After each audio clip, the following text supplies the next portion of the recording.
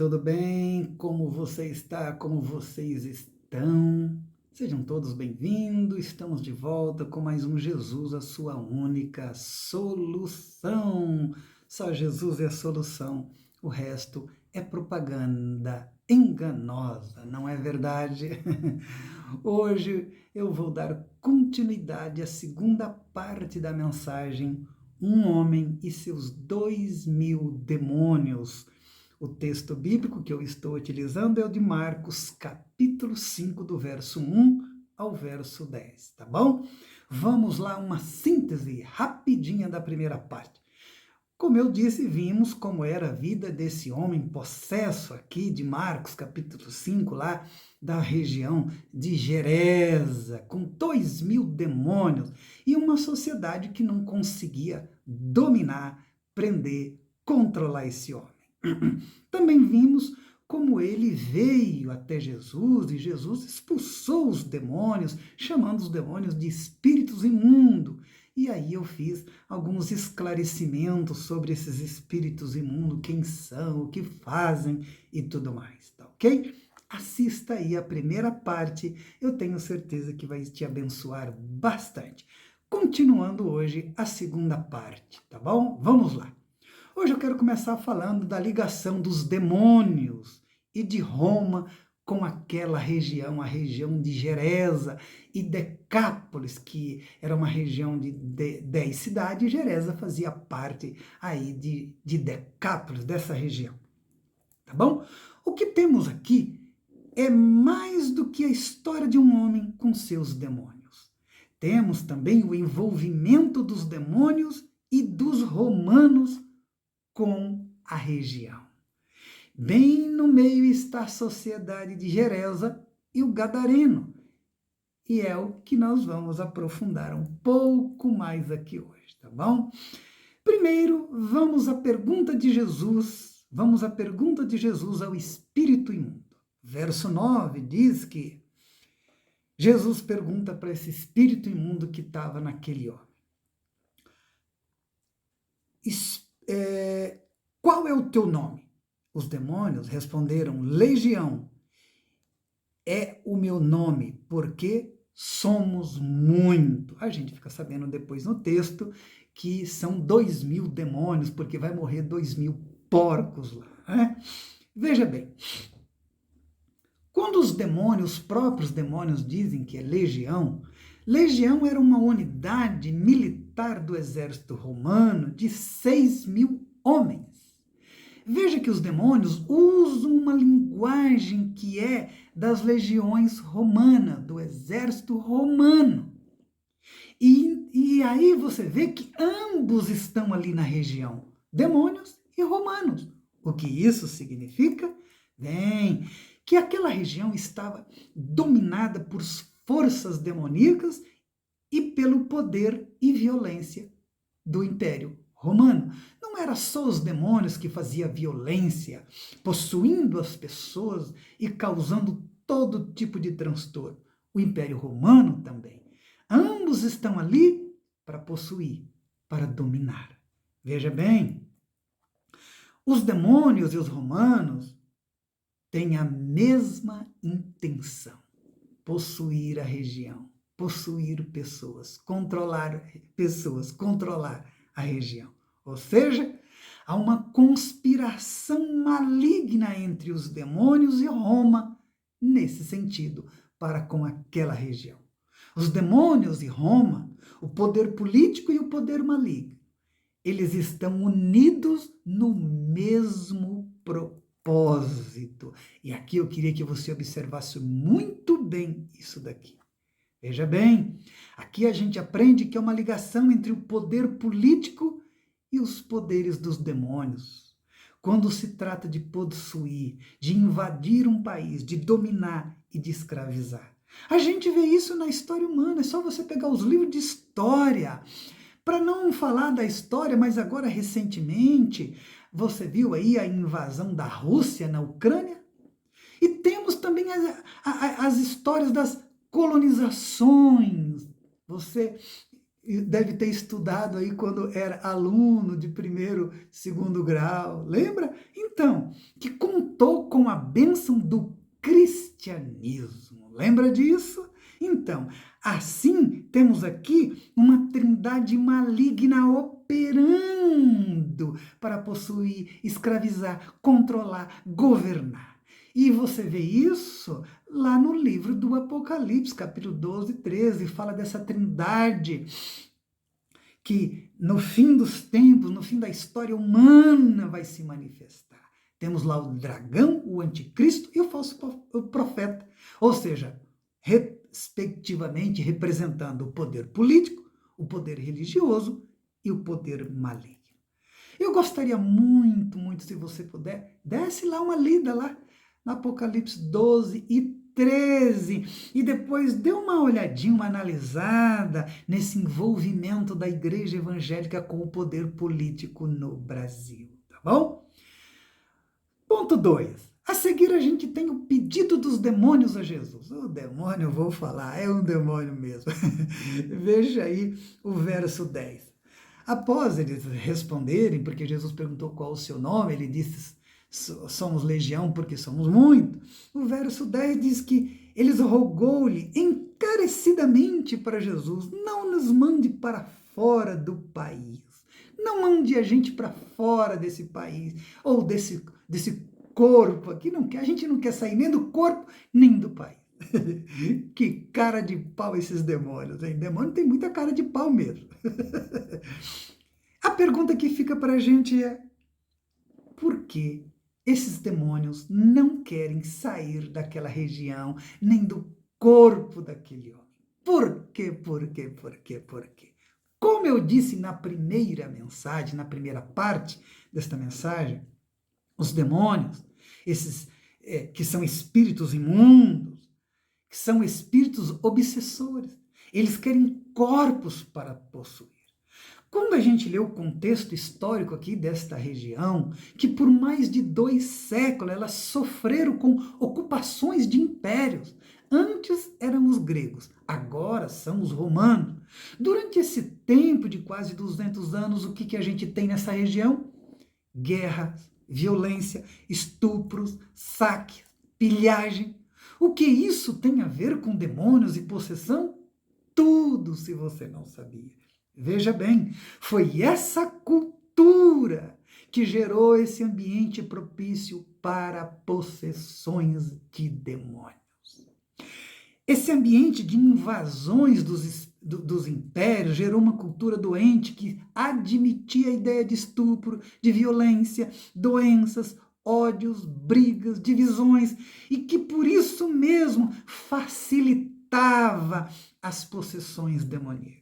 Os demônios, então, se aproveitam do que esses impérios fazem, onde as pessoas ficam fragilizadas e abrem brecha. Os demônios entram aí nesse espaço, nessa cultura adoecida, cheia de ódio, de pobreza, de vingança, que foi produzida por esses impérios, esse caldo de cultura, nessa sociedade, tá bom? E olha, meu querido, por isso os demônios não querem sair dessa região. Claro, claro, demônio não é bobo, viu? Demônios não são bobos, não são idiota, como muitos são. Demônios não queriam sair dali, porque eles tinham tudo o que eles queriam nessa região. Como muitas vezes acontece com pessoas, famílias, países e regiões e tudo mais. Ali eles se alimentavam do que eles precisavam, estava tudo muito bom, muito maravilhoso. E mais, eles haviam se especializado na cultura daquela região. Sabiam de tudo, como era, como funcionava, ou seja, eles se tornaram doutores, mestres, PhD na cultura de Gereza. Sabiam das dores, dos ódios, dos medos, das vinganças, dos traumas, das angústias, dos medos, dos desesperos, de tudo que aquele povo sofria. Coitados, coitados, coitados. Preste atenção, meu querido. O mesmo princípio que acontece aqui nessa região em Gereza, onde está esse Gadareno, onde está esse Império Romano, o mesmo princípio se aplica a casamentos, família, trabalho, religião, país, escola. Cuidado com brigas, com ódios, com divisões, inveja, vingança, mentira.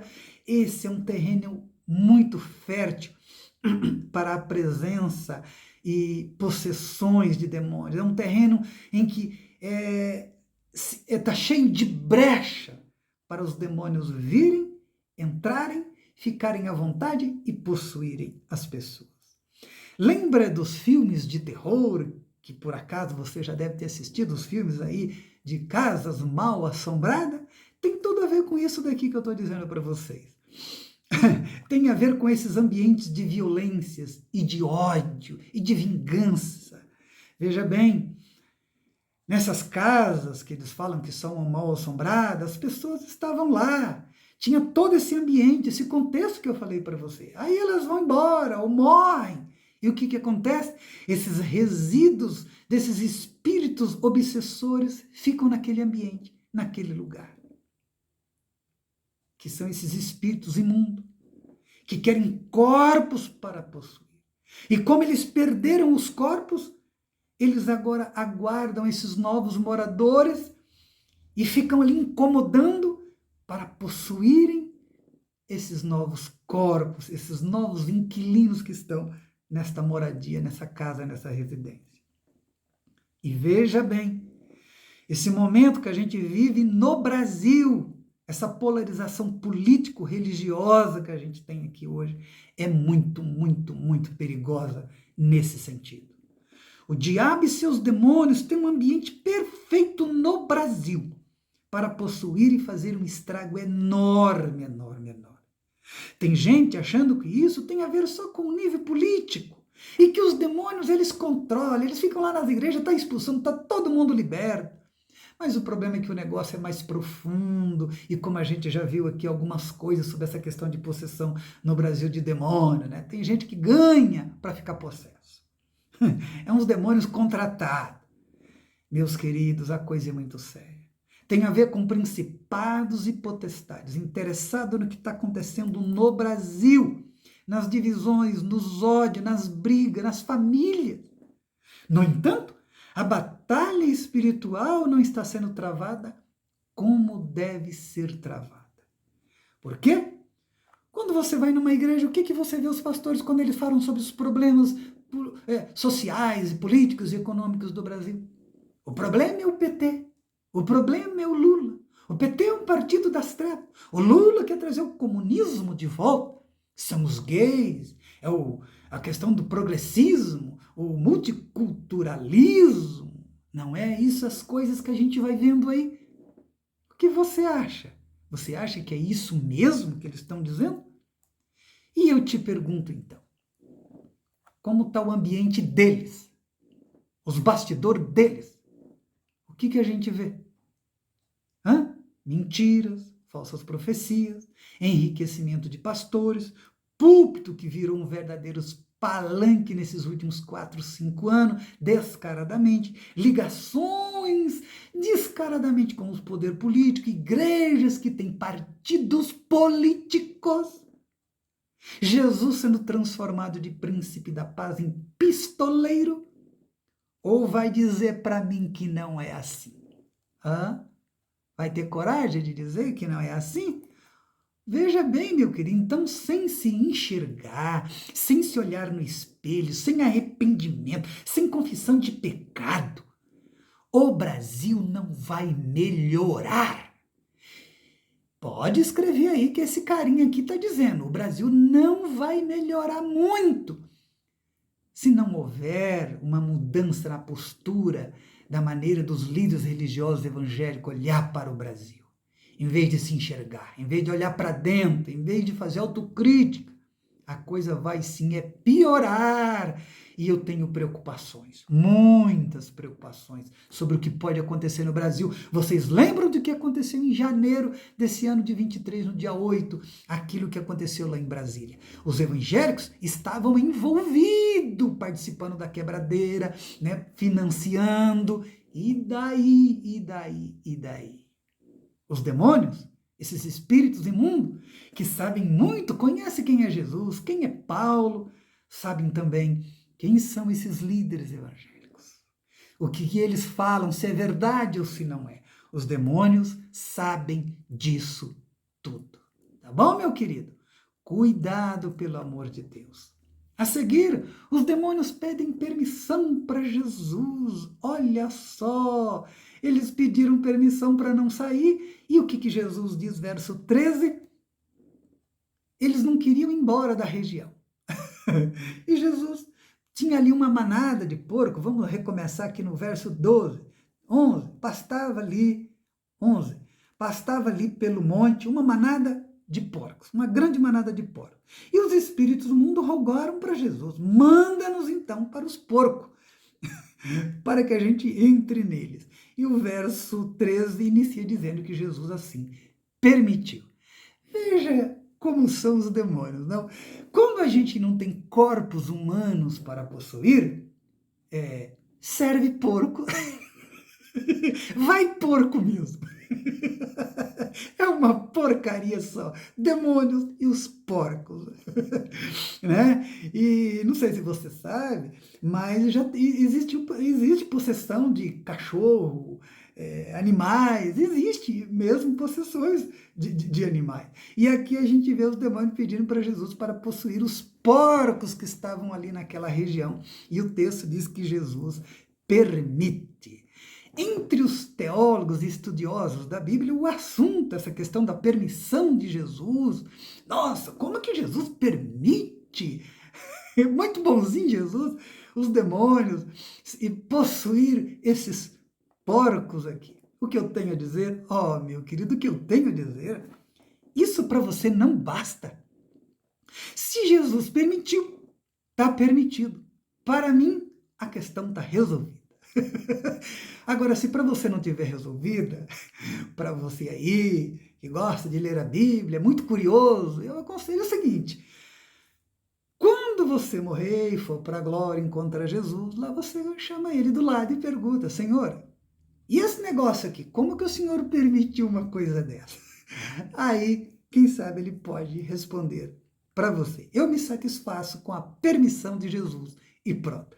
Sem dizer ainda que Deuteronômio 29 diz que as coisas reveladas são para a gente, que as que não são reveladas não são para nós. Então aqui está revelado, Jesus permitiu para mim. O problema está resolvido. Seguindo em frente. O que a gente vê? O verso 13 continua e diz que então, saindo os espíritos imundos, entraram nos porcos. A manada, que era cerca de 2.000, precipitou o despenhadeiro abaixo para dentro do mar, onde se afogaram. Talvez a gente tenha uma resposta aqui de Jesus ao permitir os demônios possuírem esses porcos. Veja bem, dizem que eram judeus que estavam aqui cuidando desses porcos. E na cultura judaica é proibido judeu comer porco, misturar com porco, criar porco, essas coisas todas.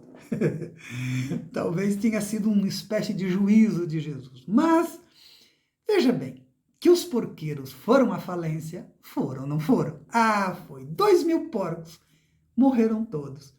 Os porqueiros devem ter ido à falência. O que a gente aprende aqui com essa permissão de Jesus, esses demônios nos porcos, e esses porcos morrerem todos, e a possível falência desses porqueiros? Gente, saiba disso, que o reino de Deus e a vida de um ser humano vale mais do que 2.000 porcos e todo o lucro que eles possam dar. Guarde isso no teu coração, guarde isso no teu coração, porque parece que não é isso que a gente vê por aí. E sobre isso eu tenho algumas coisas a dizer, e que você já deve ter visto. É triste saber que em pleno século XXI a gente está vendo no Brasil pessoas sendo escravizadas. Tem até crianças também, a questão do trabalho infantil. Isso tudo é muito vergonhoso, vergonhoso. E eu não vejo evangélicos denunciar isso, eu não vejo os líderes evangélicos falar nada sobre isso. Nada sobre isso. E eu quero aqui perguntar para você, que é empresário, pastor, político, por acaso você está prendendo alguém, ferindo alguém, violentando alguém, destruindo ou machucando pessoas? Saiba, se o capitalismo ou qualquer atividade econômica destrói vidas, para Jesus isto não serve. Não serve. Não tem nada a ver com o reino de Deus. Pode servir para você. Serve para você? Para Jesus não. Saiba disso, saiba disso. Eu li recentemente que a Anistia Internacional cobrou à FIFA 2 bilhões de reais para indenizar os operários da Copa do Mundo do Catar, que estava trabalhando lá como quase em estilo de escravo. Então, isso é pecado e Jesus não aceita. Por fim, nós temos temor e rejeição.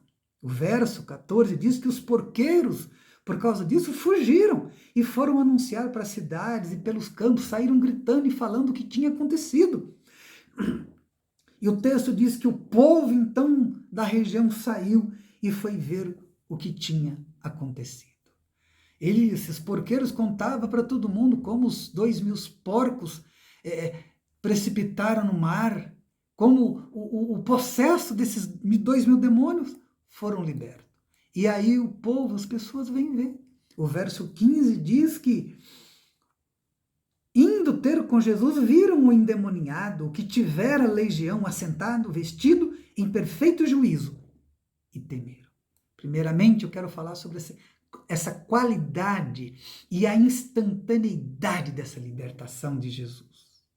Antes, o homem estava no sepulcro, pelado e louco, possesso. Agora ele está sentado, vestido em perfeito juízo, completamente liberto, instantaneamente. Ele não ouve um show, entrevista de demônio, não há correntes de libertações oferecida nem nada, instantaneamente. Esse é o poder de verdade que Jesus pode fazer para um ser humano. É uma libertação de qualidade. A pessoa não precisa participar de 7 sexta-feira, 13 não sei o quê, corrente não sei do quê, tá bom? Preste atenção nisso, pelo amor de Deus. Uma outra coisa, que a princípio a reação do povo ficou admirado de um lado, mas o texto diz que logo a seguir eles também ficaram com um medo, um certo temor. De quem? Do quê? Provavelmente de Jesus, porque tudo isso que aconteceu chamou a atenção deles. Como? Esse homem com 2.000 demônios possessos, ninguém conseguia prender e dominar. Esses porcos aí agora foram possuídos por esses demônios e morreram tudo. Olha o que esse homem Jesus causou. Eles devem ter pensado, esse homem é poderoso. Esse homem tem um poder revolucionário. Esse homem pode mexer muito com a nossa região, a nossa cultura. E eu quero dizer para você, só Jesus tem esse poder revolucionário para fazer na vida do ser humano. Basta que o ser humano se entregue, confie de verdade, só em Jesus. Aí, veja só agora a reação final do povo e dos porqueiros, dos donos dos porcos. Verso 16.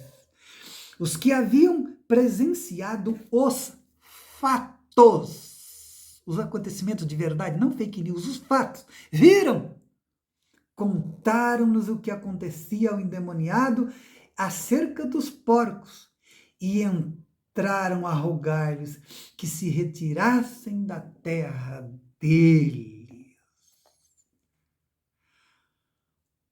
Os porqueiros, dono dos porcos, e o povo todo de Gerasa pediu para Jesus, vá embora. Sai daqui da região, não queremos você. E aqui a gente aprende que nem sempre que as pessoas veem manifestações poderosas de Deus, elas querem ficar com Deus, elas querem ficar com Jesus. Interessante que ninguém mais viu manifestações do poder de Deus na história de nenhuma nação como o povo de Israel. Leia aí o Antigo Testamento. E o que aconteceu com eles? Se tornaram incrédulos. Nem o próprio Jesus, nos dias de Jesus, quando Jesus dizia, eu vim para os seus, eles não o receberam. Não o receberam, não reconheceram Jesus como o seu Messias prometido. Cuidado com esse negócio de ficar aí indo nas igrejas, nos cultos, para buscar somente manifestações de poder, para ver possessões demoníacas. Cuidado, meu querido, que logo, logo você pode virar um baita de um incrédulo. Um incrédulo. Você sabia que tem pessoas que quando gosta tanto de uma comida, come, fica doente, passa mal, depois não quer nunca mais ver aquela comida. Cuidado, cuidado, cuidado. Busque comunhão, busque saber do Evangelho, busque crescer espiritualmente. O resto, as bênçãos, tudo que você precisa virá depois. É só ler Mateus 6,33, não é? Busque em primeiro lugar o reino de Deus e depois as demais coisas vos serão acrescentadas. Porque eles querem Jesus fora da região? Por que os porqueiros e o povo de Heresa quer Jesus longe dessa região? Jesus não fez maravilhas no meio deles? E eles não querem Jesus. O que será que aconteceu para mandar Jesus embora? Lembra de quando eles mantinham o possesso? O possesso tinha uma causa. E agora, por que eles querem Jesus? Que é maravilhoso, que é libertador, que é salvador, que é o príncipe da paz. Eles querem que Jesus vá embora. Jesus não é bom o suficiente para eles. O que eles têm melhor do que Jesus? O que você tem melhor do que Jesus? Gente, sabe por que eles não querem Jesus ali, na região deles, na terra deles? Eles não querem um Jesus ali que lhes cause prejuízo econômico e que mexa com a cultura da sua região. Ainda que a cultura deles esteja cheia de demônios sob o tacão de Roma. Ou seja, eles querem manter o sistema como estava funcionando. Eles gostavam dos demônios na vida daquele homem e na vida talvez de outros. Eles gostavam dos romanos ali. Por que isso? Por que isso? Por que isso? Ora, meu Deus do céu, tem muita gente, meu querido, ganhando naquela sociedade, tem muita gente que ganhava naquela sociedade com aquele sistema, com o funcionamento daquele sistema, do jeito que as coisas aconteciam, com demônios e romanos ali. Mas também tinha muita gente perdendo, como esse processo. Mas e daí? E daí? Quem quer saber? O que importa é que eu estou ganhando, não é? Os outros, que peninha, que peninha. Quero terminar fazendo uma pergunta. Quem está ganhando na nossa sociedade brasileira com os sistemas que têm funcionado até aqui? Até aqui. Posso falar até desde o descobrimento. Quem está ganhando?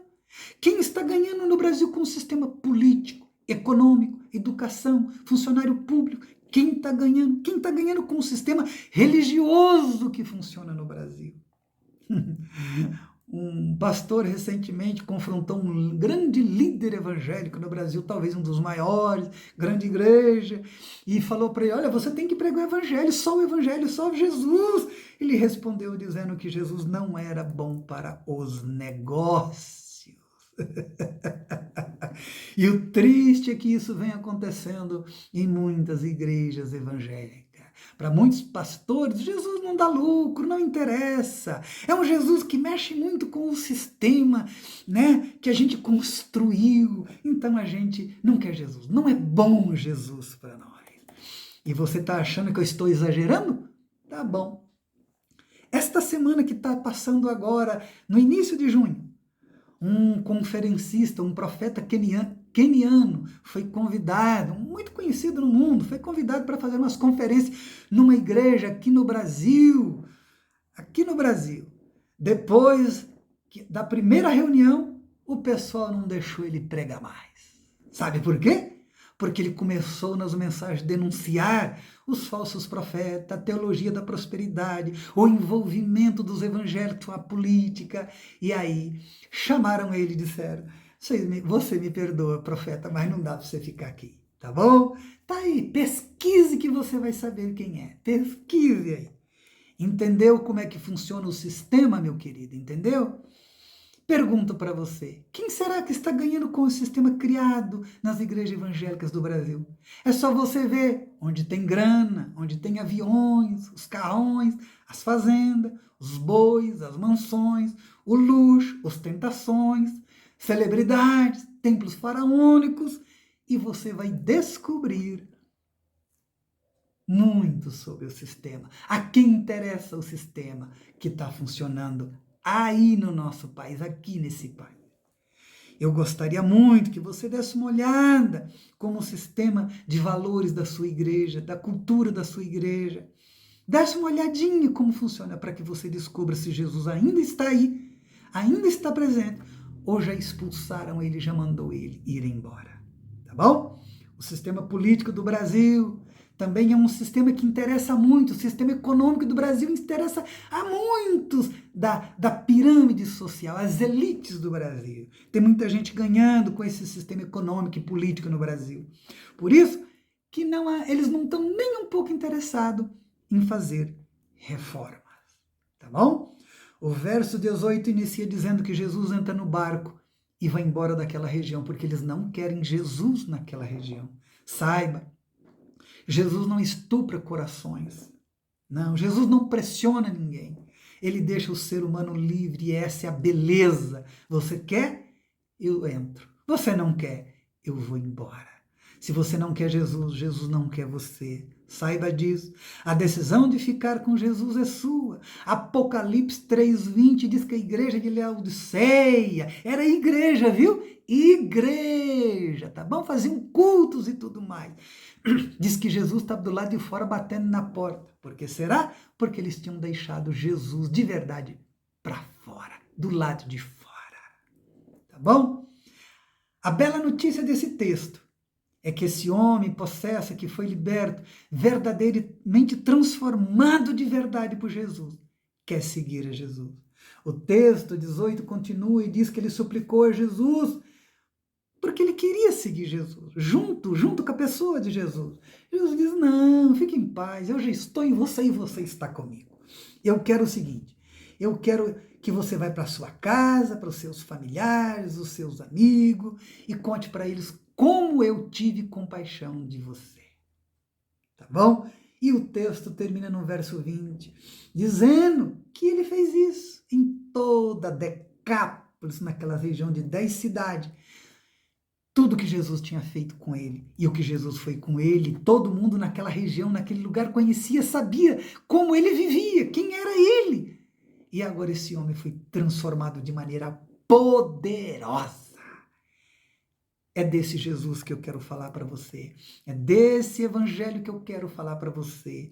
E aí não dá para fazer barganhas. Tá bom, meu querido? Eu não sei qual é o seu problema, o que te atormenta, eu não sei onde você vai, quais as reuniões, os cultos da igreja que você vai, mas eu sei que o Jesus que libertou esse homem, e esse mesmo Jesus que eu prego, ele tem o poder de fazer milagres extraordinários de verdade na sua vida.